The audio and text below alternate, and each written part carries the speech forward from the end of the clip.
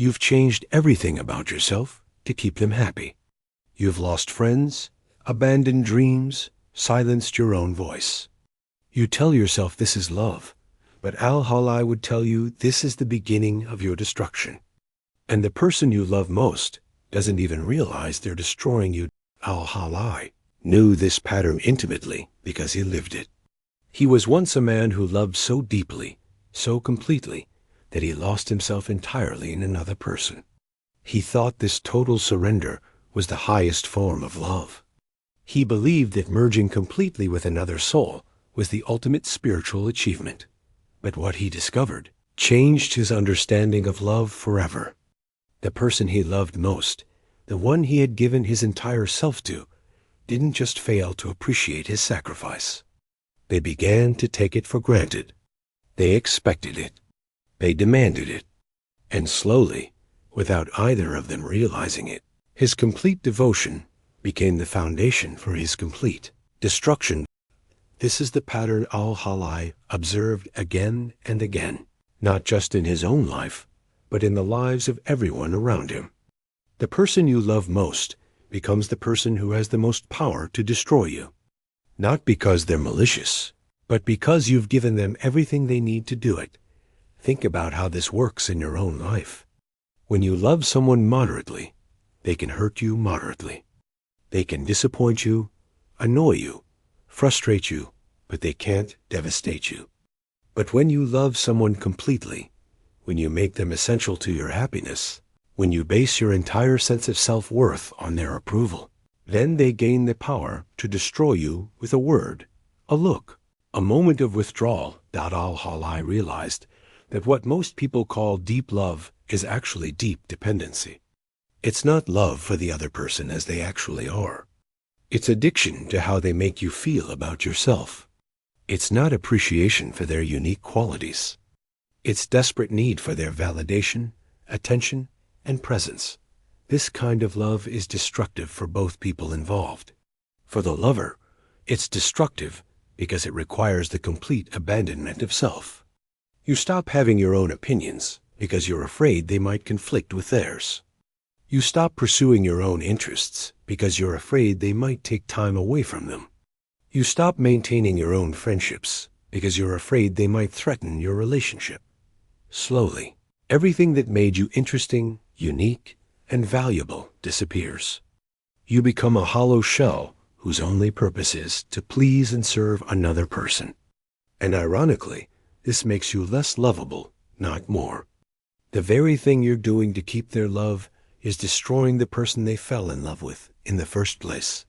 For the beloved, this kind of love is equally destructive, though in a different way. When someone loves you with this desperate, needy, self-sacrificing love, it creates enormous pressure. You become responsible for their entire emotional well-being. Their happiness depends completely on you.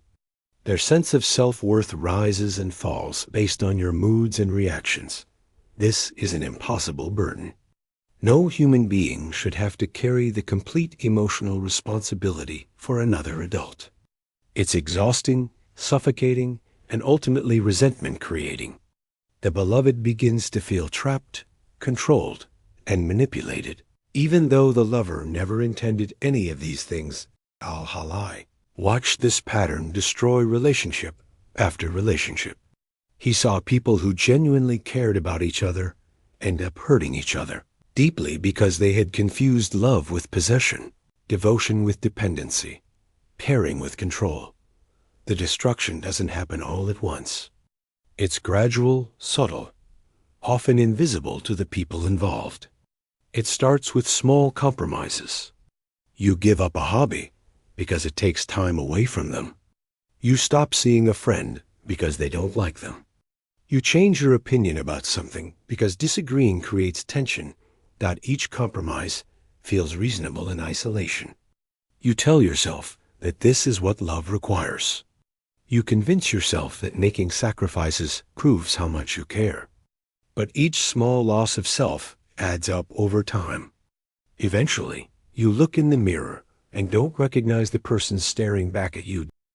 This is what Al-Hallaj meant when he said the person you love most will destroy you? They don't set out to destroy you. They probably don't even realize it's happening. But by accepting your complete devotion, by allowing you to make them the center of your universe, by becoming accustomed to your self-sacrifice, they become complicit in your destruction. The most dangerous part of this pattern is that it feels like love. The intensity of need feels like depth of feeling. The desperation feels like passion. The jealousy feels like caring. The possessiveness feels like devotion. But Al-Hallaj learned to distinguish between love that creates and love that destroys. Love that creates makes both people more themselves, not less. It encourages growth, supports independence, celebrates uniqueness. Love that destroys demands conformity, requires dependency, punishes individuality. Love that creates says, I love who you are, and I want to help you become even more yourself. Love that destroys says, I love how you make me feel, and I need you to keep making me feel this way. Love that creates is abundant. It doesn't fear loss because it doesn't depend on possession. Love that destroys is scarce. It lives in constant fear of abandonment because it's based on need rather than appreciation. Al-Hallaj discovered that true love requires a strong sense of self, not the abandonment of self. You can only truly love another person when you're complete within yourself. When you need them to fill your emptiness, you're not loving them. You're using them. This doesn't mean you shouldn't care deeply about people. It doesn't mean you shouldn't want to make sacrifices for those you love. It means that your caring should come from fullness, not emptiness. Your sacrifices should come from strength, not weakness. Your devotion should come from choice, not compulsion. When you love from fullness rather than neediness, you give the other person the greatest gift possible, the freedom to love you back genuinely, rather than feeling obligated to manage your emotional needs. You also give yourself the greatest gift possible, the ability to love without losing yourself. Al-Hallaj learned to recognize the early warning signs of destructive love. When you find yourself changing fundamental things about yourself to please someone, when you feel anxious when they're not around, when their moods determine your moods, when you can't imagine being happy without them, when you start to lose interest in things that used to matter to you, when you become jealous, possessive, or controlling, these aren't signs of deep love. They're signs of unhealthy attachment. They're warnings that you're heading toward the kind of destruction Al-Hallaj experienced and eventually learned to avoid. The solution isn't to love less. It's to love differently. It's to maintain your own center while caring deeply for another. It's to preserve your own identity while building intimacy. It's to remain complete within yourself while choosing to share your completeness with someone else. This requires what Al-Hallaj called conscious love. Love that's chosen rather than compulsive. Love that enhances both people rather than diminishing either. Love that's based on appreciation rather than need. Conscious love means loving someone for who they are, not for how they make you feel about yourself. It means supporting their growth even when it's inconvenient for you. It means maintaining your own interests, friendships, and goals even when you'd rather spend all your time with them. It means being able to disagree without feeling threatened. Being able to spend time apart without feeling abandoned. Being able to have your own opinions without feeling disloyal. Being able to love them fully while still loving yourself. This kind of love is actually much deeper and more satisfying than the desperate, needy love that destroys. It's based on reality rather than fantasy. It's sustainable rather than exhausting. It creates rather than destroys. Al-Hallaj also discovered that the people who are most likely to destroy you through love are often the people who need to be loved this way themselves. They're attracted to your neediness because it makes them feel important, needed, powerful. They become addicted to being someone's everything because it feeds their own ego and insecurities. This creates a toxic cycle. Two incomplete people trying to complete each other. Two needy people feeding each other's neediness. Two insecure people using each other's insecurity to feel temporarily secure. Both people think they're experiencing deep love, but they're actually enabling each other's destruction. Breaking this cycle requires courage. It means risking the relationship by refusing to lose yourself in it.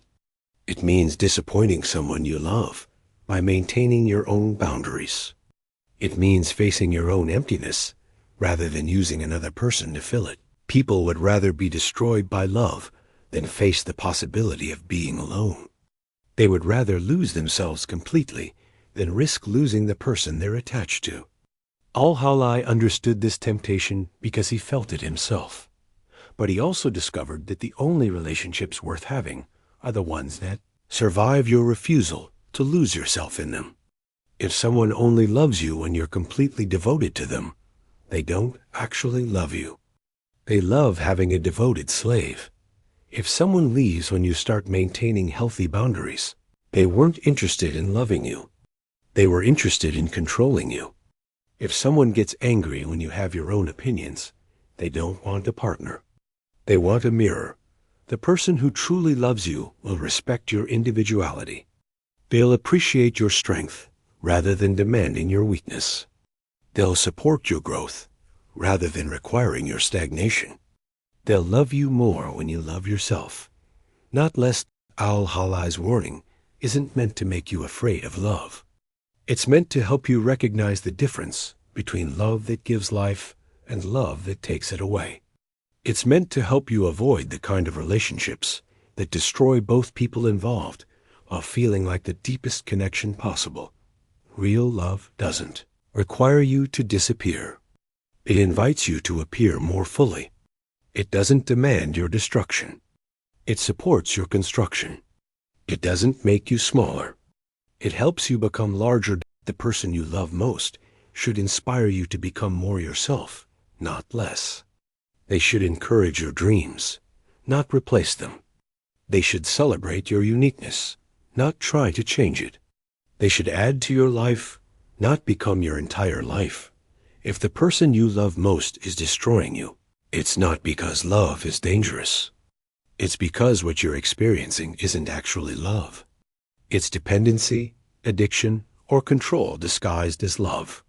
And the first step toward real love is learning to recognize the difference. Al-Hallaj's ultimate discovery was that you can only truly love others when you first learn to love yourself. Not in a selfish way, but in a complete way. When you're whole within yourself, you can share that wholeness with others, rather than demanding that they fill your emptiness. This is the kind of love that creates rather than destroys. This is the kind of love that enhances life rather than diminishing it.